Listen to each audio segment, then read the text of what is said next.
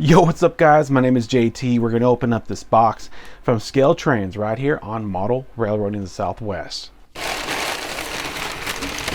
Alrighty, so there's the invoice there, a pamphlet, and an advertisement for the new GP40s that they announced. Okay, so here they are. Here are the new Trinity Reefers that they came out with about a couple weeks ago. So I pre-ordered these last year in 2023.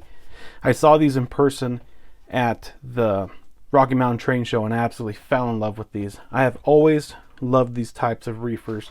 These Trinity reefers are just absolutely gorgeous. I love just everything about them. So let's go ahead and get these out and let's take a closer look. So let's take a look at the packaging. It's pretty well built. It'll keep your model pretty safe. It's typical what you'd find with the auto carriers and stuff from ScaleTrains. So let's go ahead and take a look at this end here. If you want to see the stock number, let's go ahead and open it up.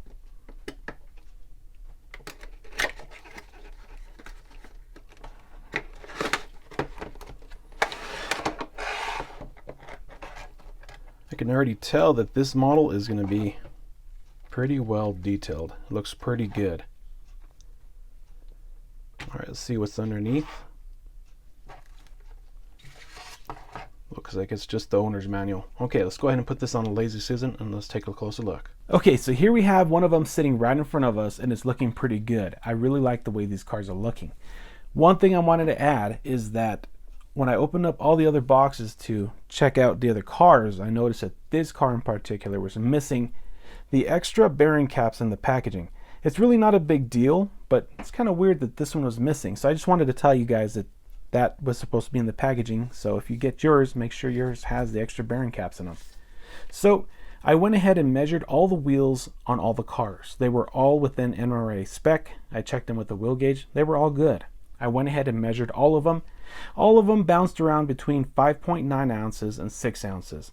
A car this length per NMRA should weigh about 6.25 ounces. Now, these are all underweight about a quarter of an ounce.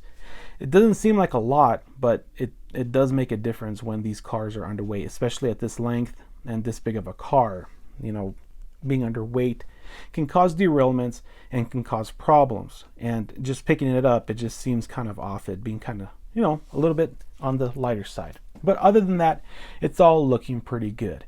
So let's go ahead and do a quick 360 so I can show you guys what these look like. So I'm going to go ahead and spin this around so you guys can take a closer look at the entire car.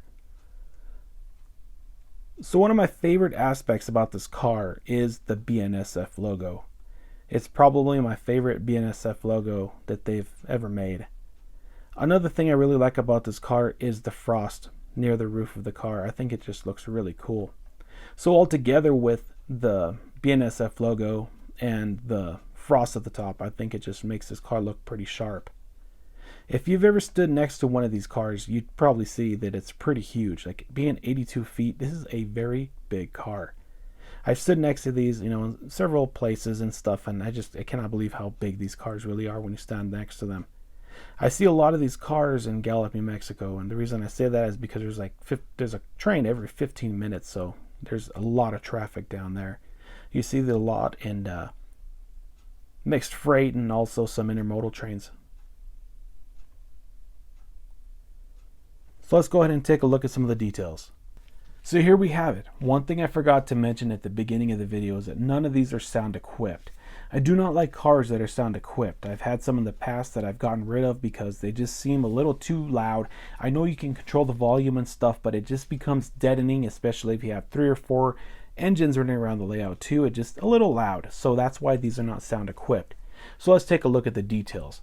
This refrigerator unit looks pretty good. I like the grill on it and I like the little decals on them. You can kind of read them. Some of them have the letters that are a little too close together so you can't quite tell what it says. But we have some railing right here along with some grab irons that are intricately done and they look really good. You have the steps right here that look pretty good as well. You have the ScaleTrains coupler along with the brake hose and some other detail down below. Back here you'll find that there is a tank there for the diesel fuel. And over here you'll find that there is some other lettering here and here on the car and down below down there. So let's take a look at the side of the car. So if we take a look at the side of the car, you'll notice that there's a ton of decals and lettering and stenciling all along here that looks pretty good. You can read all of that. All of that is completely legible. If you look at the truck is pretty well done. You'll see that there's some coils on it, and there's a small little decal or some stenciling there on the truck. So if you look at the door, you'll notice that there is a ton of separately applied details all along here, especially the latch there, and there's a bunch of detailing there that's all separately applied. It looks really good compared to other cars where all of it's just molded into the car. Looking at the B end, you'll notice that there's some more separately applied details. You can see that the ladder here is separately applied. There's more lettering and stenciling along here, and there's that BNSF logo I was telling you guys earlier. I really like the way that looks. Love it. And all of the paint on this car is completely crisp and perfectly done. I have found no sort of errors or any discrepancies with the paint. It all looks very well done. So if you look at the B end almost dead on, you'll notice even more separately applied details. You'll notice the brake wheel looks pretty good along with the chain underneath it. It's not metal, it's plastic, but it looks, pretty decent. There is a step here that's etched metal, and there's the coupler along with some more coupler details. And also you'll see the brake line. Not much is different on this side, but it still looks good. So looking at this portion of the A end, you'll notice that you can see the fuel tank a little bit better hanging out right under there, and you can see this side of the refrigerator unit. It all looks pretty good. I think this car was pretty well done. Let's go ahead and look at the bottom. Upon closer inspection of the bottom of the car, you'll notice that there's a ton of separately applied details. A lot of this is separately applied, like here. There's a tank there along with some piping. There's a piece of chain there. A bunch of other stuff over here along with the bottom of the truck. There's some separately applied stuff there. If you see this hole right here, that is for the sound equipped models. That's where some stuff is supposed to be right there. And you'll notice that here are the lifting jack locations, and those are partially separately applied. There's not much going on top of the car. It's pretty much a blank slate. But the thing I can point out is that at the top of this refrigerator unit, there's some details there. So let's go ahead and take this over to the layout and see how it looks.